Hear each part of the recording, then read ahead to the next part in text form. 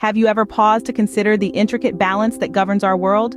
The environment, our collective home, exists in two distinct forms: natural and man-made. The natural environment, also known as the geographical environment, is a masterpiece of delicate complexity, crafted over billions of years by the forces of nature. It encompasses everything that exists naturally, from the towering peaks of mountains to the cascading currents of rivers, the lush greenery of forests, and the vast expanse of oceans. It is the air we breathe, the water we drink, and the earth we walk upon.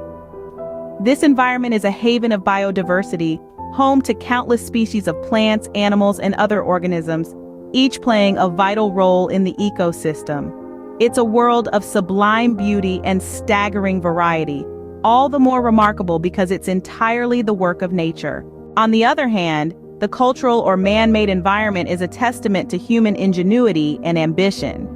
It comprises cities with towering skyscrapers, sophisticated infrastructure, roads, bridges, and everything else that stands as a monument to human progress. It's the concrete jungles we've built, the technology we've developed, and the societies we've structured. This environment is an embodiment of human civilization, our collective achievements, and our shared history. Yet these two environments are not separate entities, but rather they coexist in a delicate balance. The natural environment provides the resources that fuel our man-made world, while the cultural environment shapes our perceptions and interactions with the natural world.